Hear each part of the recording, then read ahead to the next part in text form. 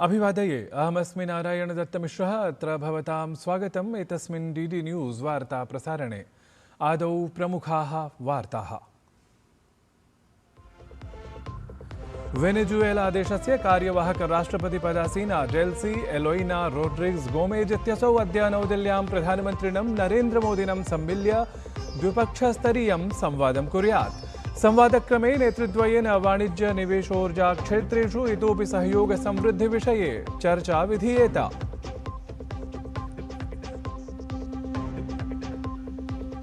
केन्द्रीय गृहमन्त्री अमित शाहः मेघालय यात्रायाम् अद्य शिलांग इत्यत्र उत्तरपूर्वी परिषदः त्रिसप्ततिक्रमिकस्य पूर्णसत्रस्य कुर्यादसौ अध्यक्षतां विभिन्न परियोजनानां प्रगतिं च समीक्षेत तत्र असौ। केरलम् इत्येतस्मिन् राज्ये प्रावृषः प्रवेशः अनतिचिरं भवेत्। अद्य केरलम् इत्यत्र अथ माहे क्षेत्रे च तीव्रवृष्टेः नारङ्गवर्णपरा सञ्चेतना ख्यापिता अस्ति। उत्तराखण्डे अथ भारतस्य पूर्वोत्तरदिग्वर्तिभागेषु अपि वृष्टिसम्भावना अस्ति ख्यापिता। संयुक्तराज्य अमेरिकीय संसदा ट्रम्प इत्येतस्मै महानाघातः प्रतिनिधिसभया ईरान युद्धनीतिम् अवरोद्धुं प्रस्तावः अङ्गीकृतः। अपरत्र इस्राएल लेबनन देशयोः मध्ये युद्धविराम विषयिणी सहमतिः।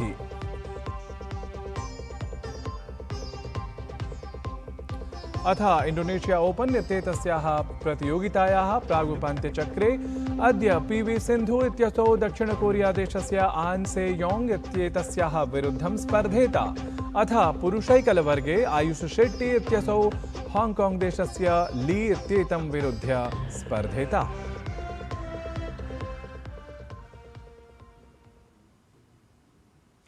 साम्प्रतं वार्ताः विस्तृतीकृताः। वेनेजुएला देशस्य कार्यवाहक राष्ट्रपतिपदासीना डेल्सी एलोइना रोड्रिग्स गोमेज इत्यसौ 5 दिवसीयायां भारतयात्रायाम् अस्ति।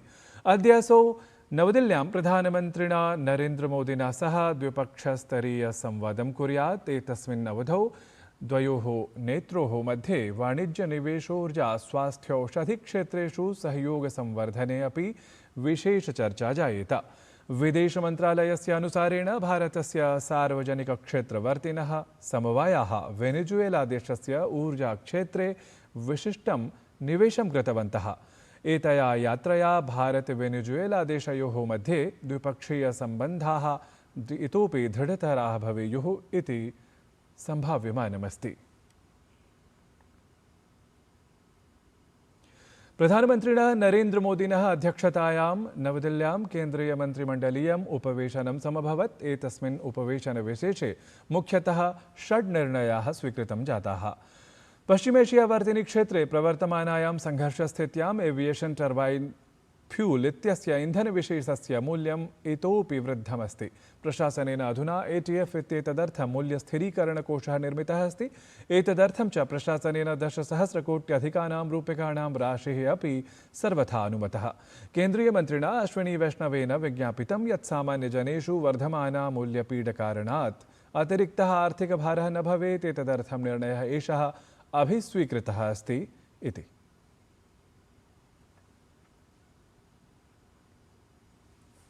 एटीएफ प्राइस स्टेबलाइजेशन फंड में बेसिकली एक सेल्फ सस्टेनिंग रिवॉल्विंग फंड बनाया गया है।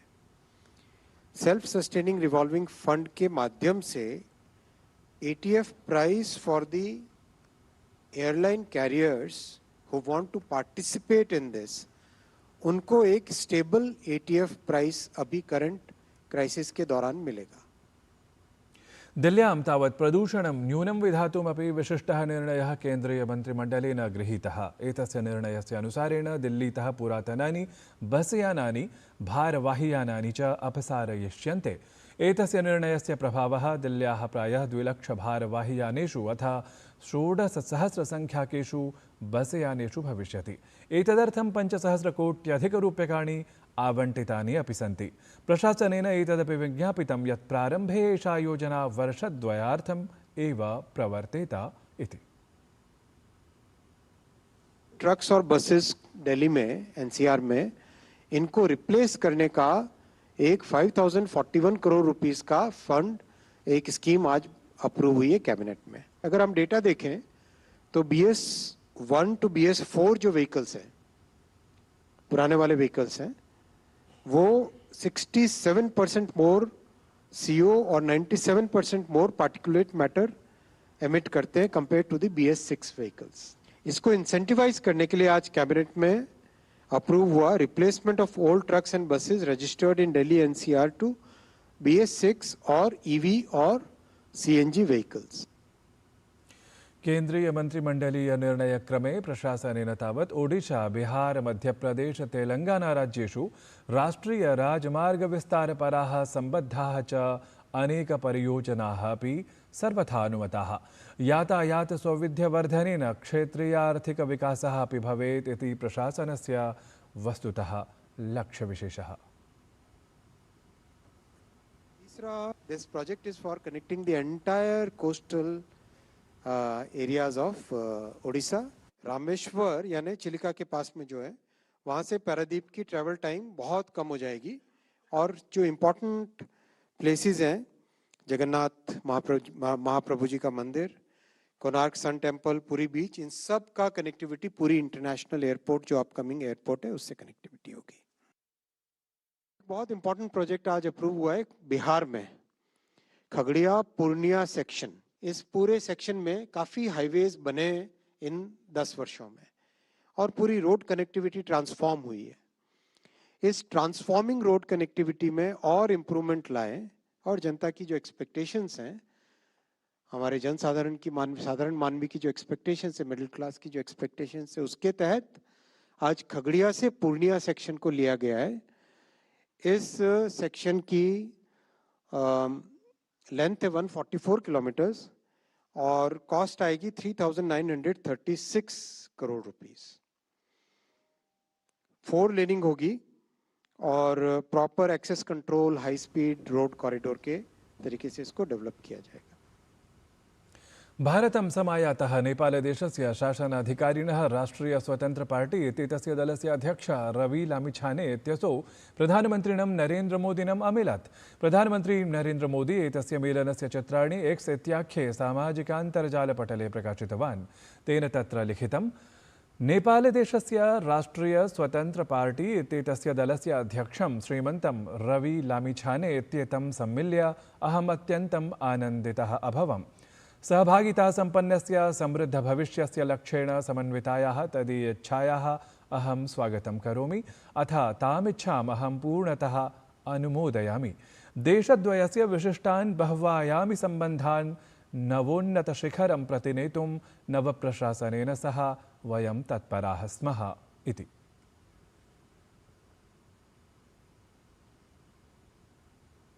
राष्ट्रपति पदासीना द्रौपदी मुर्मुवर्या नवदिल्लीस्थिते विज्ञानभवने आयोजिते राष्ट्रीय सम्मेलने उपस्थितान् जनान् सम्बोधितवती।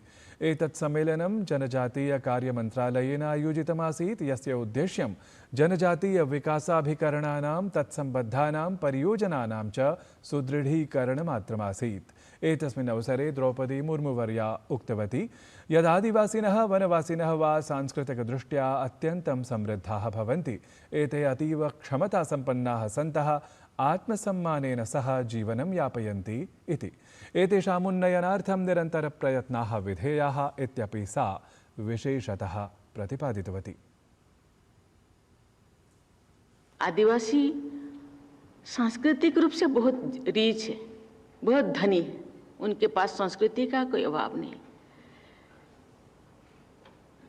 खुद बुनाई करते, खुद पहनते, खुद जंगल में जाते, खेतों में जाते, खुद काम करते, खुद खाते। गवर्नमेंट का जो भी योजना है। केन्द्रीय गृहमन्त्री अमित शाहः मेघालय राज्यस्य यात्रायामस्ति। असौ अद्य शिलांग इत्यत्र उत्तरपूर्वीपरिषदः 73क्रमिकस्य पूर्णसत्रस्य अध्यक्षतामपि कुर्यात्।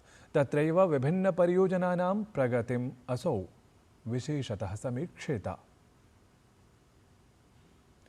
संभल इत्यत्र 870-1900तमे वर्षे जातस्य हिंसाचरणस्य 48 वर्षाणाम् अनन्तरं तात्कालिकः पीडितः कश्चन परिवारः अद्य न्यायं प्राप्नुयात्।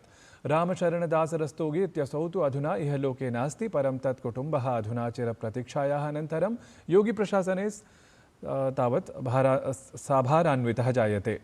संभलप्रशासनेन एतस्मिन् कर्मिणः तत् कुटुम्बस्य पूर्णसहयोगः कृतः। अथ पुनर्वासाभियाचनायाः अन्तर्गतम् एष कुटुम्बः आवासीयभूमेः स्वामित्वम् अपि आप्नुयात्। भारतीयेन ऋतुविज्ञानविभागेन केरलम् अथ माहे क्षेत्रे अपि अत्यधिकवृष्टिपरा नारङ्गवर्णीया सञ्चेतना प्रकाशिता अस्ति। सहैव उत्तराखण्डे उत्तरपूर्ववर्ति भारतस्य च कतिपयेषु भागेषु अपि वृष्टेः सम्भावना अस्ति। पश्चिमबङ्गाल, कर्णाटक, कोङ्कण, गोवा, तमिलनाडु, पुदुचेरी, कराईकल, अण्डमान निकोबार द्वीपसमूह, लक्षद्वीप इत्येतेषु स्थानेषु आगामिदिनद्वये अतिवृष्टिः भवितुमर्हति। विभागीयसूचनानुसारं दिल्लीक्षेत्रम् अद्य आंशिकरूपेण मेघाच्छन्नं भवेत् इति। संयुक्तराज्य अमेरिकीय संसदा ट्रम्प इत्येतस्मै आघातः प्रदत्तः अस्ति। प्रतिनिधिसभया एकत्र ईरान युद्धनीतिम् अवरुद्धुं प्रस्तावः अङ्गीकृतः अस्ति। तावत् इस्रायेल लेबनान देशयोः मध्ये युद्धविरामविषयिणी सहमतिः अपि उद्घोषितं गता अस्ति इति अन्ताराष्ट्रियवार्तासु वैशिष्ट्यमावहति। क्रीडावार्तासु इंडोनेशिया ओपन इत्येतस्याः बैडमिण्टन् प्रतियोगितायाः प्रागुपान्त्यचक्रे अद्य PV सिन्धु इत्यसौ दक्षिणकोरिया देशस्य आन् से योङ्ग् इत्येतस्याः विरुद्धं स्पर्धेत। अथ पुरुषैकलवर्गे अपि आयुष शेट्टी इत्यसौ हाङ्काङ्ग् देशस्य ली इत्येतं विरुध्य अद्य एव स्पर्धेत। एतद्धि वार्ता संस्करणम् अधुना सम्पद्यते। अभिनववार्ताभिः सह पुनः उपस्थास्यामः। तावत् मङ्गलं भूयात्।